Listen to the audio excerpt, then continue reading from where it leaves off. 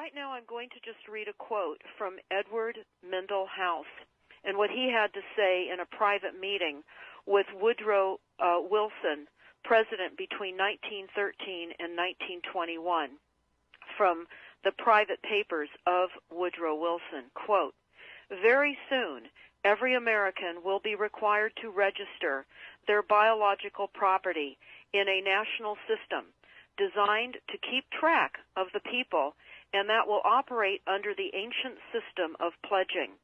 By such methodology, we can compel people to submit to our agenda, which will affect our security as chargeback for our fiat paper currency. Every American will be forced to register or suffer not being able to work and earn a living. They will be our chattel, and we will hold the security interest over them forever by operation of law merchant under the scheme of secured transactions. Americans, by unknowingly or unwittingly delivered the bills of lading to us, will be rendered bankrupt and insolvent, forever to remain economic slaves through taxation secured by their pledges. They will be stripped of their rights and given commercial value, designated to keep us a profit that will be none the wiser. For not one man in a million could ever figure out our plans, and if by accident one or two would figure it out, we have in our arsenal plausible deniability. After all, this is the only logical way to fund government, by floating liens and debt to the registrants in the form of benefits and pledges. This will inevitably reap us huge profits beyond our wildest of expectations and leave every American a contributor to this fraud, which we will call social insurance.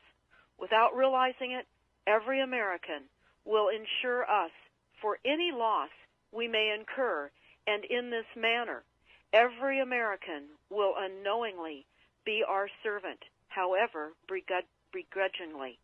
The people will become helpless, without any hope for their redemption, and we will employ the high office of the President as our dummy corporation to foment this plot against America.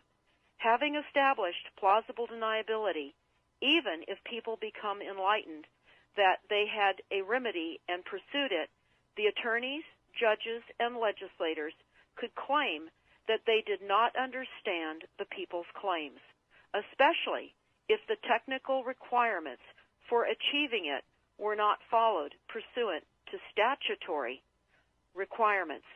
Requiring the public schools to teach civics, government, and history classes out of federally approved, politically correct textbooks written by the publishing houses owned by the owners of the Federal Reserve would assure that the people would not discover the remedy for a long time, if ever. I would recommend that everyone read Fruit from a Poisonous Tree by Melvin Stamper, M-E-L-V-I-N, Stamper, S-T-A-M-P-E-R. That is Fruit from a Poisonous Tree. This is out of Chapter 2 of Fruit from a Poisonous Tree.